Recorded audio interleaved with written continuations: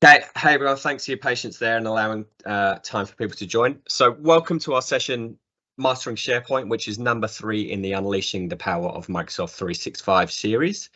And this session isn't reliant on the previous, but if you are interested, head to our website to view the recordings. So today, it's not just about managing documents, it's about streamlining workflows, enhancing collaboration, and ultimately, I just had pop up on the screen, and ultimately gaining a competitive edge. With SharePoint, you hold the key to unlocking a world of possibilities. So we are going to delve deep into the functionalities that make SharePoint a powerhouse for document management, from its robust versioning control to its intuitive collaboration features, and we'll discover how SharePoint can seamlessly integrate with your existing workflows, making document management a breeze, even in the most complex scenarios. So I think there will be some great info in here, whether it's your first time you are going to work with documents in Microsoft 365, or even if you already have modernized and migrated your documents to the cloud. So without further ado, I'll hand over to Daniel to show you some tips, tricks, and best practicing to start mastering SharePoint. So over to you, Daniel. Thanks, Kevin. First of all, thanks everyone for jumping on. Those of you who are here in person watching live, thank you very much. For those watching the recording, hope this brings you some value moving forward. Now, before we kick things off, just a little bit of housekeeping. What I would love to see first is just to make sure that everybody can see my screen, because I like the little emojis and things like that popping across the screen. So if you can just give me a thumbs up or a heart or some type of reaction using the little reactions up in the top bar of Teams there, that'd be amazing for me. Perfect. We've got some thumbs up. Excellent. Thank you, everybody. As Kevin said, look, you are on, your cameras and microphones are disabled. We will enable those if we've got some time at the end just to take some questions and things like that. We do have the chat open there as well. So Kevin and the team will be monitoring the chat. If you've got any questions as I'm going through the session, feel free to post them in the chat there, and the guys will curate those. And if we, as I said, if we get time at the end, we are more than happy to jump on and answer those. If I don't get any time, feel free to reach out. I've got a closing slide. You can reach out to me and ask those questions on a multiple different ways in different channels as well. All right, let's kick things off. So a little bit about me. Look, as Kevin said, my name is Daniel. I am Microsoft MVP, and I do work with a lot of organizations, both big, small, enterprise grade, lots of different ranges of businesses, moving them to Microsoft 365 and really allowing them to take advantage of the capabilities across the board. Today, we're going to be focusing primarily on SharePoint and document management, but we're going to touch a little bit on OneDrive for Business and also Microsoft Teams as well, because it kind of all fits into our document management and I guess the entire productivity suite. They're kind of the three main things that, whether you are using them right now or you're in the process of moving to Microsoft 365, they're probably the three main ones where we're going to be utilizing and sharing and collaborating on our file. So it's a good place to start, and making sure we've got a good understanding of, first of all, where our files are located and how we can manage those more effectively, rather than that on, well, you may be on a file server or you may be on some other file sharing system as well. So a little bit about the agenda, what we're going to cover. So it is pretty busy. So I will keep an eye on time as well. As I said, we'll try and open up for some questions at the end if we get a chance. We're going to take a look at a little bit of those three applications that I mentioned before: SharePoint, OneDrive, and Teams, and where your files actually are located. We're going to have a look and dive a little bit deeper into SharePoint document management and things like metadata and versions and checking in and checking out and those type of things to really enhance the way that you can manage your files. I have no doubt that all of you will have files that are named V1, V2, V2 changed by Kevin, V3 changed by Daniel, those type of naming conventions. So what you'll see throughout the session is, especially around the versioning control, we can have the capabilities to actually eliminate that type of naming convention as well. Then we're going to have a look at what Microsoft are presenting as the application for your files and the only application that you will need for your files, and that is OneDrive, because we can access all of our files, all of our content, whether it's your own personal content or your team or department or functional area related content from this single application that we call OneDrive or OneDrive for Business. Unfortunately, Microsoft have got a bit of a naming issue. We've got a consumer version of OneDrive, and then we've got OneDrive for Business. So there's two separate applications there, depending on what you're using. So I'm going to stop the sharing there, and I am going to, stop presenting the PowerPoint, and I'm going to share my screen, and we're going to just dive into a lot of demos and walkthroughs and things like that. So we're going to start, I wanted to start with a little bit of an overview really of where our files are located. And I'm going to start with Microsoft Teams, and we'll come back to SharePoint, and we'll come back to we'll come back to OneDrive as well. So we'll start with Microsoft Teams. It's probably one of the most common applications that you probably heard of recently. You may have been onboarded to Microsoft Teams through COVID and that type of thing to enable remote working and access and talk and meetings and chat and things like that.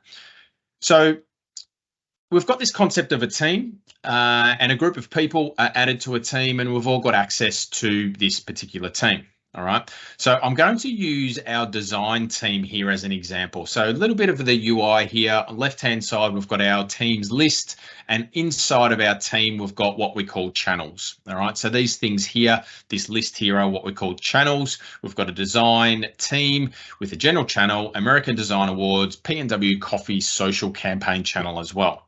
Now, every single channel has this tab up here that we call the Files tab. Now, when we click on the Files tab, you'll see that we've got our files. All right, so if I jump into the general channel, I've got a couple of files in here. If I jump into a different channel, this channel has its own Files tab as well. All right, so every single channel has its own Files tab. Now, you'll often hear people say, yeah, we store our files in Teams. Well, technically, you actually don't. You actually store your files inside of a SharePoint document library. So every single Microsoft team behind the scenes is backed by a single SharePoint site. So in my Teams list here, there's 1, 2, 3, 4, 5, 6, 7, 8, about 10 or 15 different Microsoft Teams, which means there's 10 or 15 separate SharePoint sites with its own document library and its own storage location. So if I look at this design team here and I go to the Files tab of the General channel, what we have the ability to do, and you may have seen this before, is open this Files tab or open this location inside of SharePoint. Now, when we click that, you can see that we're taken to a SharePoint site. All right, you can see that we're in the general, you'll see in a minute, a general folder inside of a SharePoint document library. Now, every single SharePoint site, so this is the design SharePoint site, it's associated directly to the design Microsoft team.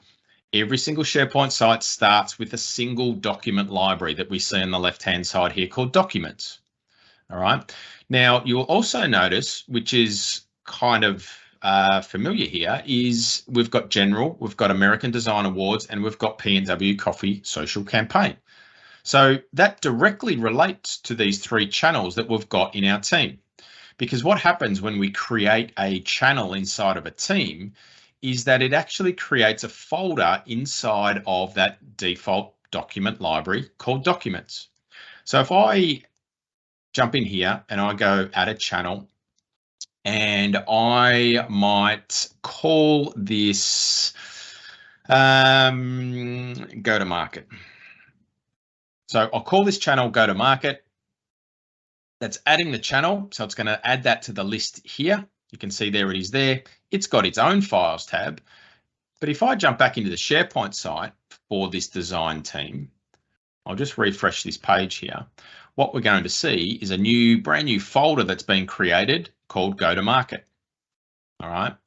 So the files from a document management point of view are located not in Teams, but in the SharePoint site that is associated and that is backing this Microsoft team. Okay. Now, it doesn't matter how you access these files. It's the same location. It's just a different entry point. Whether you're looking in Microsoft Teams, whether you're looking in SharePoint, it's exactly the same file. It's exactly the same location. All right. It just means that you can access it a different way. So that's from a Teams perspective. Now, remembering that a team is made up of people, is made up of members, and every single member of that team has member rights, has the ability to add, remove, delete, change all the files that are located in that SharePoint site. Now, if we're talking about OneDrive for Business and your personal storage or your personal work-related files, not your cat videos and your wedding photos or things like that, well, potentially, but more your work-related files. So things like starting a proposal or starting a presentation where you don't really want to give access to the functional area or your department just yet. You want to work on that yourself before making it available to everybody else.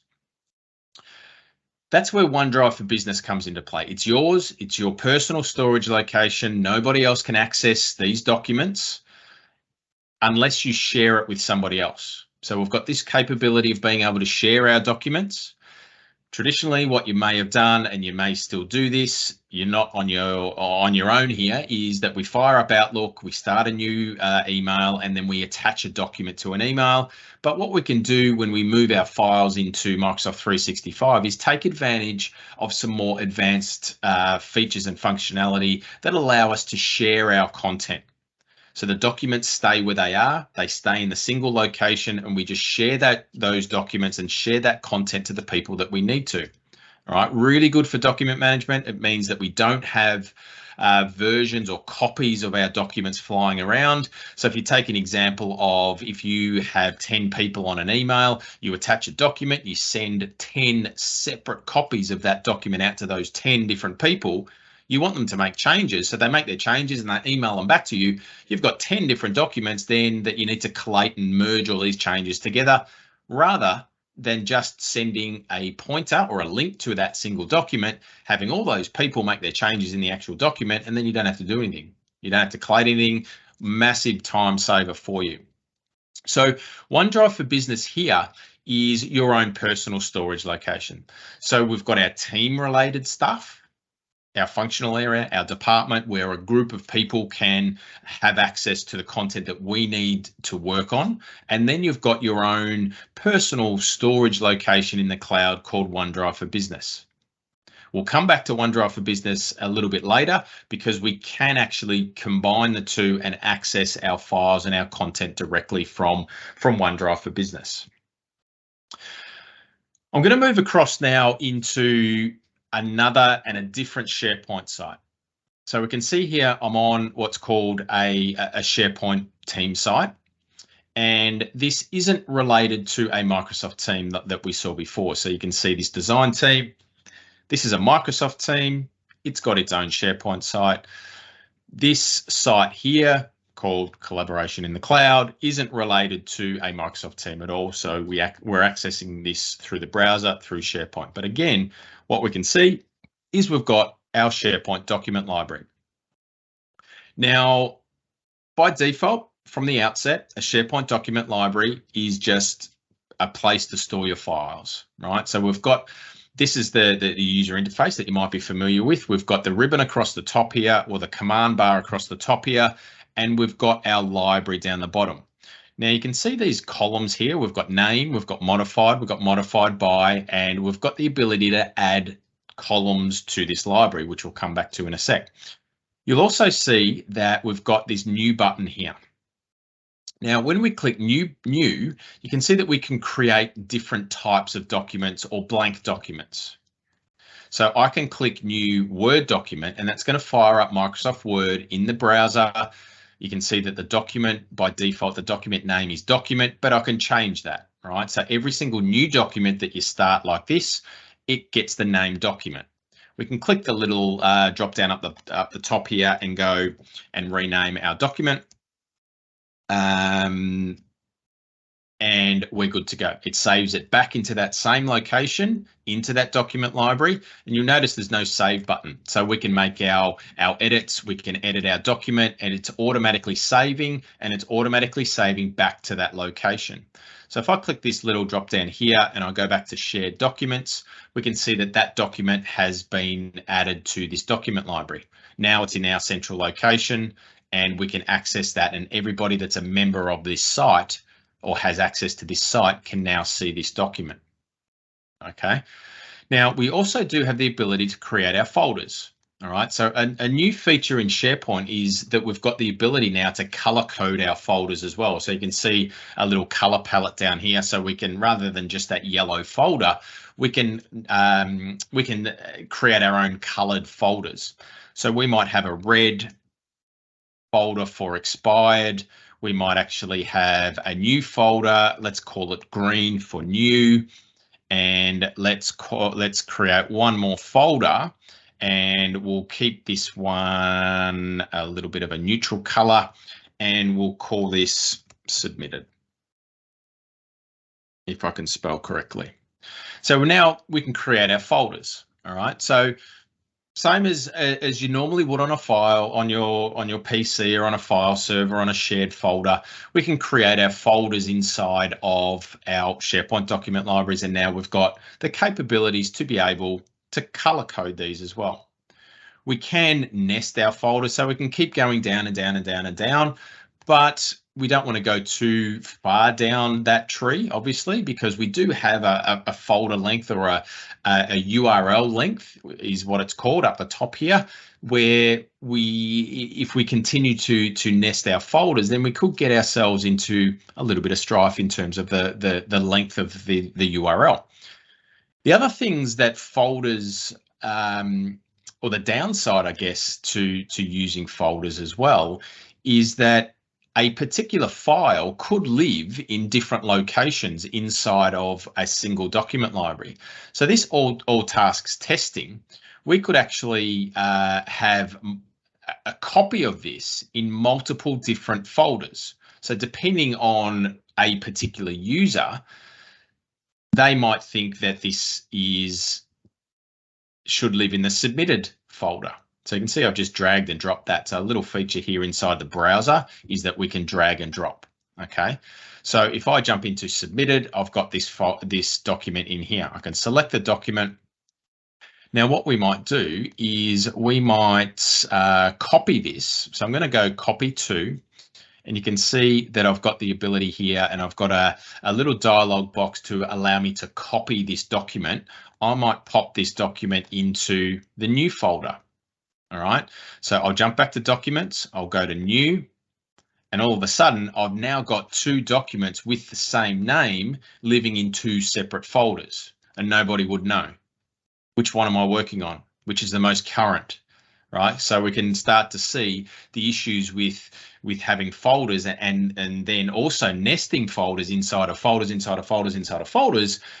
Our folder, our file structure and our document management starts, or could potentially be, a little bit of an issue here. So what does a library look like if we had no folders? All right, so think about a library that's just got a list of folders. Again, probably unusable. So a document library, for those that don't know, can have about 30 million items in it, right? So they can store a lot of documents and a lot of items. So rather than presenting a document library that's just a flat list of documents, what we can do is take advantage of what we call metadata. Now, the columns across the top here are what we call metadata.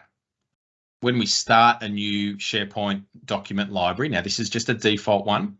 When we start a new one, it comes and gets created with a default set of metadata.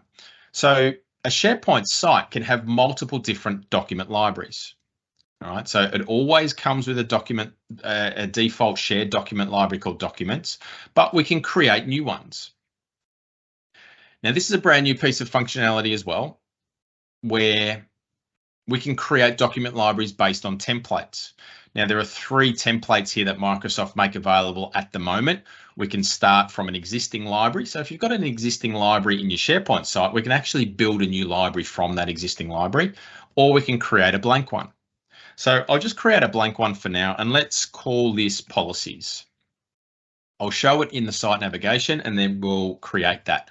Now, what we want to do here is try and not use folders. So we're going to use a different approach. Now, policies is a good one because we can add multiple bits of metadata to the library itself to give more information about a particular policy. So we might have this library. Let's add a column here, and we can see that we can add different types of columns or different types or pieces of metadata. One of these is choice. So I'm going to add a choice column here, and I'm going to call this department, because different departments might have their own or different policies. So we might want to make available an easy way to access IT policies or HR policies. So let's add HR, we'll add IT, we'll add finance, and we might add legal as well. Let me just fix up my finance. All right. So we'll save that. So now what we've done is we've added a department column. And you can see we can drag and drop these columns around as well. I'll add another one, and let's go policy type. Or actually, let's go we'll go policy type. So we can have choice 1. We can have our different types of policies here as well. We could have user policy, we could have company policy, and we could have external. And we'll save that. So now we've added 2 pieces of metadata. Now, again, with a policy, what might be handy here, and again, we'd struggle to do this in a folder hierarchy. So we might add a date and time column here. We might go review date. So every policy must have a review date. Let's save that. Let's add another column, and we'll use a person column here. We might have document owner. It's a person or group. Show profiles, and we'll save that. And we'll just leave it at that for now. All right, so we've got our file name, we've got department, policy type, review date, document owner, and we're going to hide this modified and modified by. So in the column settings, let's go to hide this column, and we'll go column settings, and we'll hide this column as well. So let's hide that. So now we've got a bit of a cut down version of our metadata. Let's now pop some files in here. So I'm just going to drag and drop a few files across. I'll just grab some demo documents. Let's grab all of these. So you can see I've just dragged and dropped from a file from my computer. I'm uploading 10 files here. You can see that they're coming into the document library like so. All right. Now this is okay when we've only got a few different types of documents, right, or a small number of documents. But as this library grows into thousands and tens of thousands of documents, potentially, we want a way to be able to present these and access these in a better way. So what we can do now is I'm going to select these documents, and I'm going to pop this into edit in grid mode. So now what I can say, these 4 documents here are HR. They're a company policy. I'm just going to drag this down as well, make it a bit easier. And let's just give this a generic, and we'll give them all the same review date. So we'll go for the end of this year. We'll just drag and drop these, and we'll say that, let's say that Alex is the document owner of these documents. So we'll drag that down there. All right. These ones might be IT policies. We'll say user policy, and we'll give that a different date as well. So we'll just quickly fill out these. We might say that Nest is the owner of these documents, and we'll pop this to a legal. We'll go company, And let's change this one to legal as well. Company, pop in a review date, and we're good to go. Now, Patty might be the responsible person for these two. All right, so now we've filled out some metadata about each of these, except I've missed one. So let's pop finance in here. Finance is a little bit lonely, so we'll go external, we'll go review dates of, let's go a little bit more advanced, and we'll go document, and we'll go Patty can own this one as well. So there we go. All right, so we've set our metadata. Let's exit this grid view. So we can see there that we've got a nicely presented document library, no folders in sight, and we've just got a flat list. All right, so how do we go about, I guess, creating a better experience here? So now the advantage here is that this new user guide, we can only have the same name we can't have the same name of document. So automatically here, what we've got is a better structure, because this document can't live in multiple folders because we don't have folders. All right. Now, think about if we've got hundreds and thousands of documents in this library. The benefit of these columns here, or metadata, is that we can start to create what we call views of this document library. So I can say, right, department, I'm going to click this little drop down. I'm going to say filter by HR. And all of a sudden, I've only got the HR documents. So think broader scale here, thousands of documents. We can have our filter or our refiner based on any one of these columns. All right. So you can see that I've got this pill here that says I've got the filter on for HR documents. Now, the great thing about SharePoint document libraries is I can create different views. So by default, we're just presented with what we call an all documents view. But now that I've got this filter on HR, I can say save this view as, I'm going to say HR documents. All right, I'm going to make it public. And now what we've got are two views. So I've got all documents, which is everything. And I've now also got HR documents. So we're starting to build out and we're starting to use the metadata to our advantage here. I'll go back to all documents. Let's go for filter by company policies. So now I've got another view that's just showing me company policies, but it's showing me all departments. Okay, so I can save this view. Let's call this company policies. And now we've got company policies. But then what if I wanted only HR company policies? So now we've got two filters, HR and company. I might save this view as HR company policies. So now we've got all documents, we've got company policies, and we've also got HR company policies.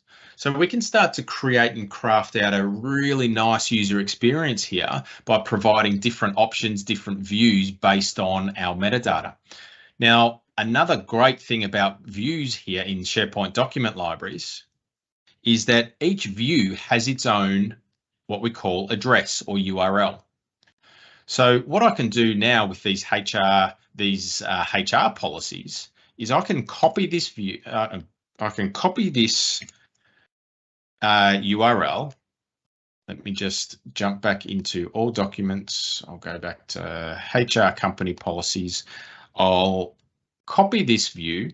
I'll jump back to the home page of this SharePoint site. So this is the home page of it's a SharePoint team site. Now I've got this little web part here called quick links.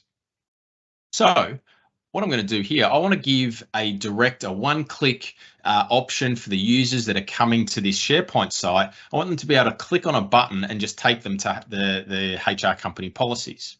So I'm going to add a link, and I'm going to go from a link, and I'm going to paste that URL that I just had, and I'm going to go add.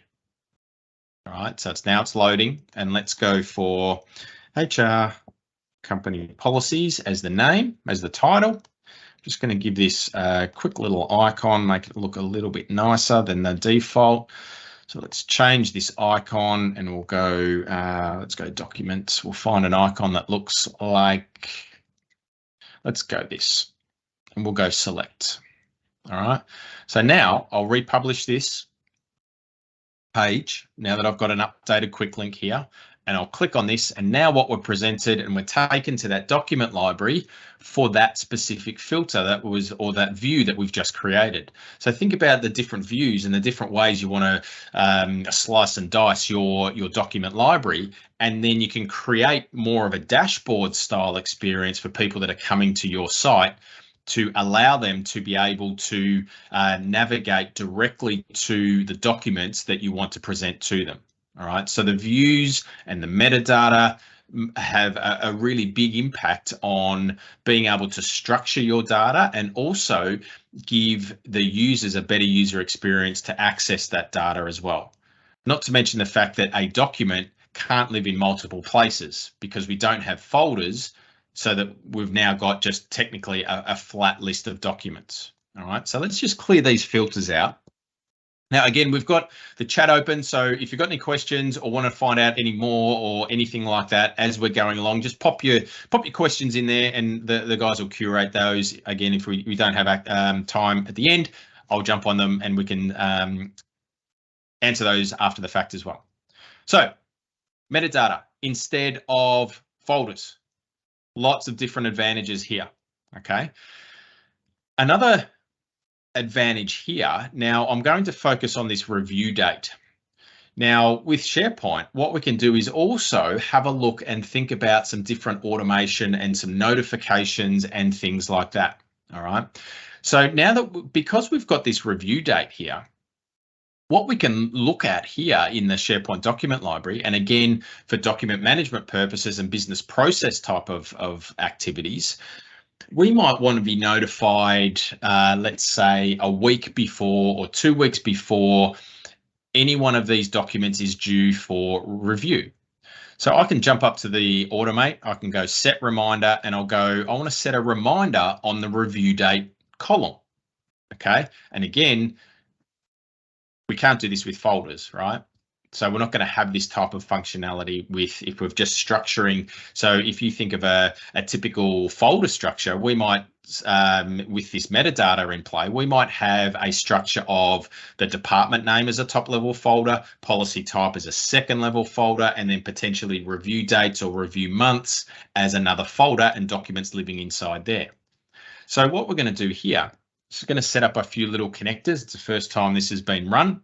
This only has to be done once. It's just going to do some connections. You can see I want a reminder, let's say 14 days prior to this review date, and I'm going to create that. Now, this is just a user notification, so it doesn't get sent to anybody else. It just gets sent to me, or Megan in this case. But we can also then create different rules on this document library as well using this metadata. So I can say create a rule. When a new file is added, do something. When a file is deleted, do something. When data in a column changes, do something. So if we choose, let's say the department changes to, let's enter a value, and we'll say if somebody changes or the department changes to HR, send an email to the document owner, and we'll create that.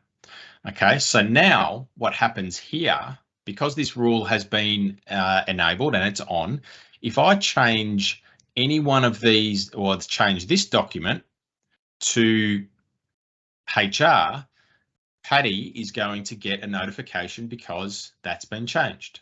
Okay, so just some simple automation business process type of activities that we can do with our, now that we've got our metadata in place. Now, I spoke about the views before and filtering. Another thing that we can do is that we can do our grouping. So a lot of times people, when we're moving to this type of structure, we still want to be able to present our documents in a similar manner to that of folders. So you can see here that we've got our grouping of folders, our grouping of departments. Now what we might do, I'm just going to go flip back over to all documents, and let's create a new view, and we'll just group it by department. All right, so here's our policies, here's our department grouping. So we can expand all or we can collapse all. So again, I'm going to save this view as, I'll call this grouped by department. And we'll make that public. And now we've got a grouped by department. So now we've got all documents. We've got our company policies, HR company policies, HR documents, and now we've got grouped by department. So again, another way to visualize the documents inside of here. All right. Now, what about the different, I guess, this concept of naming conventions of files? So we've got, and I'm sure you've got this as well in your libraries or folders, that you've got V1, V2, V3, V4, V5 changed by this person, etc. Now, as part of SharePoint, SharePoint sometimes is just thought about as a communication platform or a news or an intranet type of situation, but it really is and does provide some enterprise grade document management capabilities. Now, one of those capabilities is version control. So you're always looking in a SharePoint document library at a document stored in here, you're always looking at the most recent version of this document. These three little dots here, whenever you see that across SharePoint, there's always a contextual menu behind that. So when you click on it, a context menu will appear. Now you can see that we've got what we call a version history. So when I click on version history, you can see that I've got, of this particular document, I've got two versions, right? But we're only looking at the one. So we've only got one copy of this document, but we've got lots of versions that are associated to that document. So you can see that a version 2 was created when I set this metadata. Now I could go back and restore or view the document at version 1. Now the contents of the document isn't going to change, but the metadata would. All right, so I can say restore this. And I'm going to restore this version of this document, and you can see that it's restored now, and it's created a new version called 3.0 based on version 1. So now I've got 3 versions of this document. I'm going to close this, and you can see here that metadata has now been cleared because we've reverted back to a previous version. If I had made changes in that document, then those changes will be reverted as well. All right, so version history of SharePoint is something that is obviously, I'm sure you can see the benefits of that. Now, I'm just going to jump into what we call the library settings here, because there's a whole range of different things that we can choose and we can set for our versioning. So you can see here, our document version history is in this section. And what we've got selected is creating major versions only. So 1, 2, 3, and our major versions. You can see that we're keeping, by default, it's set at 500 different versions of every single document in your document library. All right. So we do have the ability and the capability to store lots of different versions for every single document. But we also can create major and minor draft versions. So they're the versions like 1.1, 1.2, 1.3, 1.4, 1.5, until we're finished creating and until we're ready to create a new major version.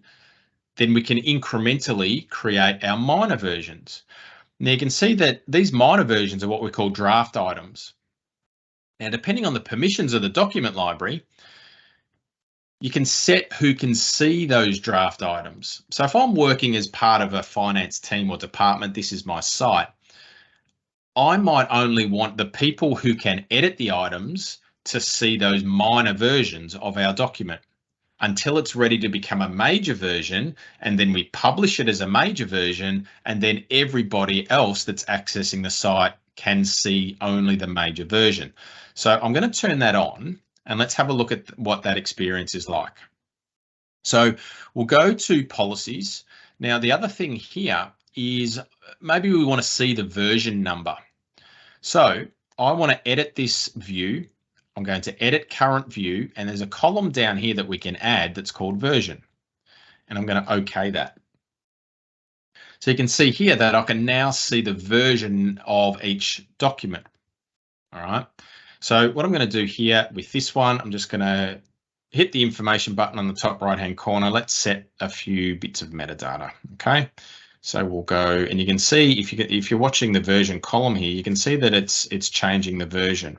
So every time I set a piece of metadata, it actually increments one minor version. But because I set the permissions so that only people who can edit the documents can see the minor versions, everybody else will only see the last published major version. So we could be editing, changing the document. Well, I just changed the metadata, but we could be changing the actual document itself. All right, making our changes, getting it ready, collaborating on it, and building our document ready for publication, ready for everybody else to view. So we've done it. We've done that. We've done our process, but now we want to, and we've agreed we're ready to publish. So what we can do is we can now say publish. We can write our comments. And we can then publish our major version. So I'm going to publish. You can see that that major version has now incremented from 3.3 or whatever it was up to 4.0 because that's the next major version. Now, everybody that has read access or has access to our site now can see version 4.0, but they couldn't have seen, if they only had read access, the incremental draft items. All right, so another document management feature and functionality here, and being able to, rather than, again, sending a copy or 3 or 4 copies of this document out for people to make their changes, we can just leave the document where it is. We can actually share this document with our editors if we wanted to. We can just give them a little bit of a notification to say, let's go in and edit this. Every time they edit it or change it, it just increments to a draft version of a minor version. Nobody else can see it if they don't have edit access. And then once we're done, we publish it and we're good to go. Everybody else can see that. All right. Version history, really powerful. Can eliminate the V1, V2, V3, V4, etc., if used well. The other thing that we can do is we might want to be working on a document exclusively just to yourself. So we have this capability. I mentioned before that every member of this site, you can see that this site's got in the top right-hand corner, we've got 5 members. So those 5 people can actually come in here and edit these documents. But what if I wanted to not allow that? I want to work on this new Prospect Power App document by myself. I don't want anybody else to change it. What we can do is we can check this document out. So you can see that it's got this red little icon next to this document. It's been checked out to Megan, and only Megan can edit this document now. Nobody else can edit it, not even other editors, because I've exclusively checked this document out.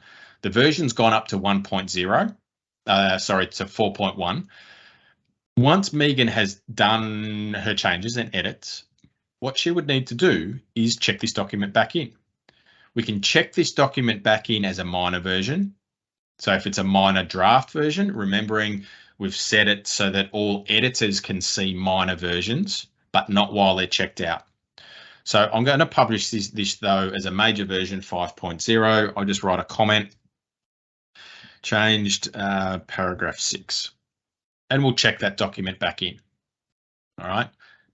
5.0, we've published a major one. If I go back to our version history here, you can see that the comments that we make also when we're publishing or when we're checking in documents get stored and located as part of that version. All right, so we can again keep track of what is happening. This is separate to the Word and Microsoft Office track changes and things. It's completely separate. This is SharePoint based, and it's SharePoint metadata that's associated to these particular documents.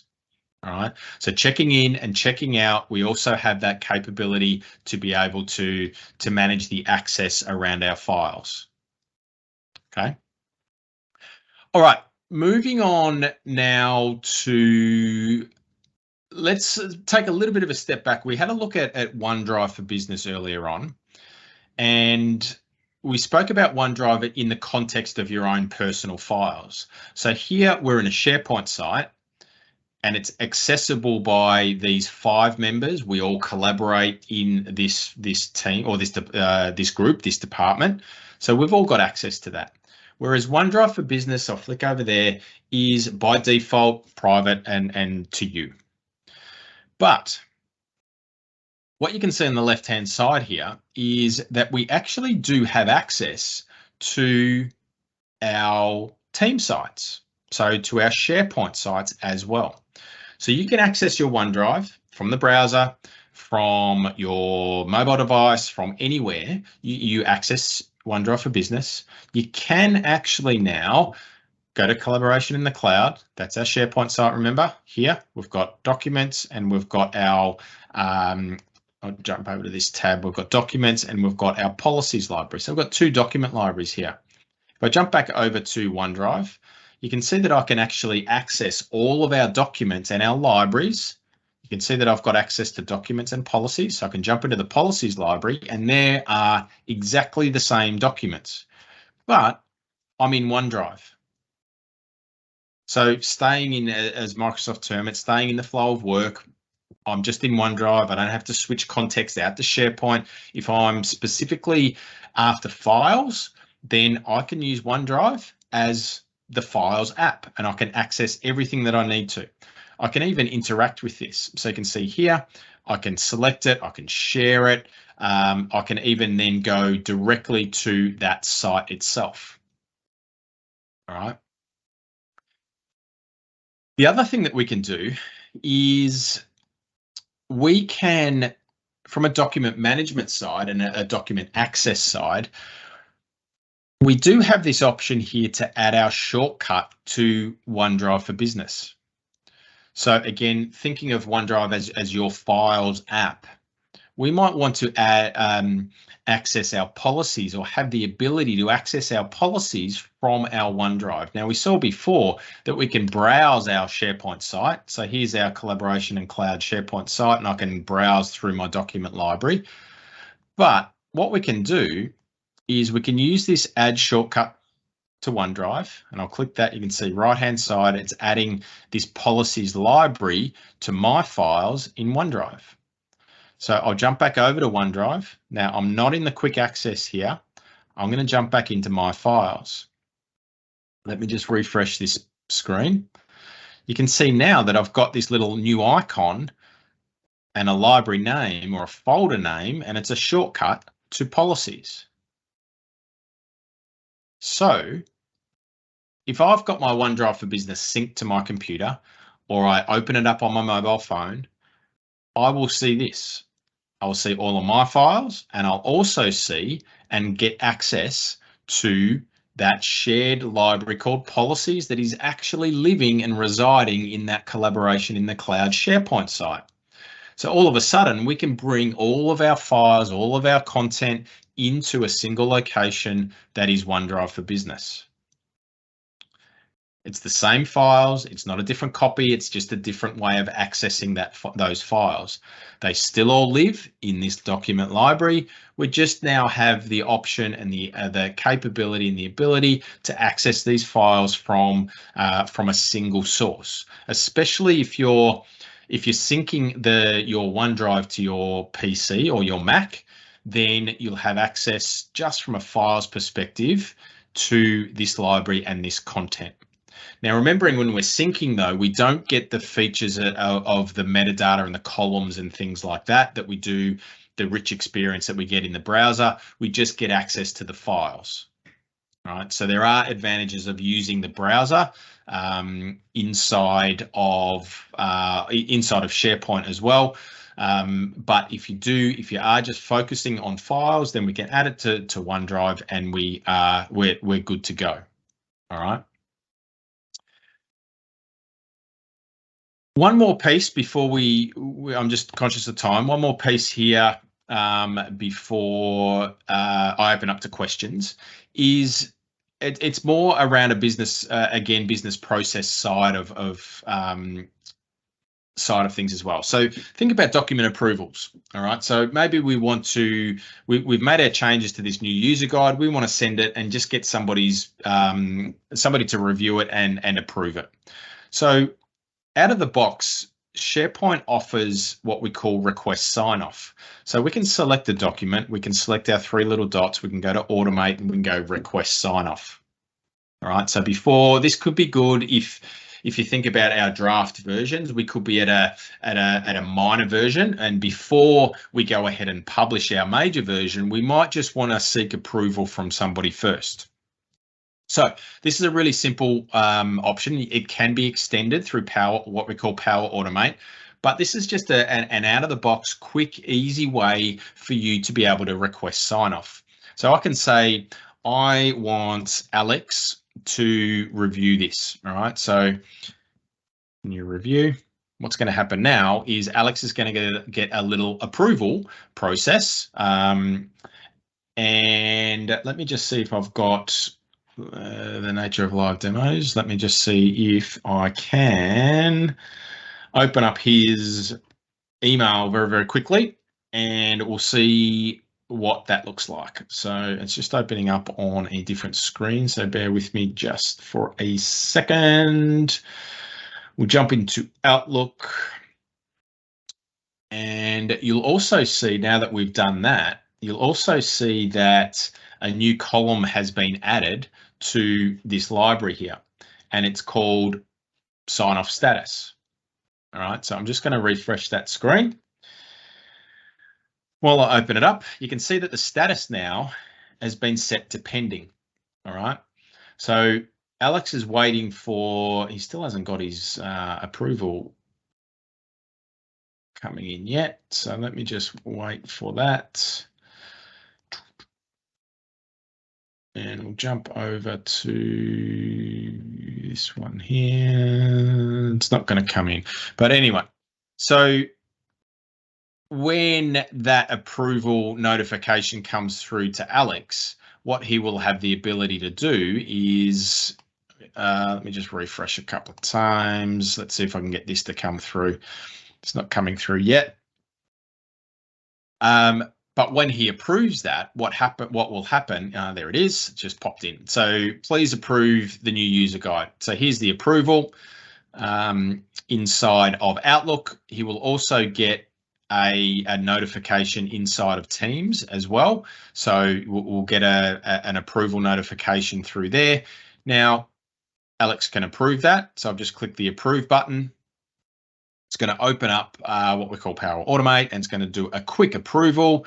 Apologies, this is the first time this has been run, but you can see here, respond, approve, my response, confirm. All right, so that's now been confirmed.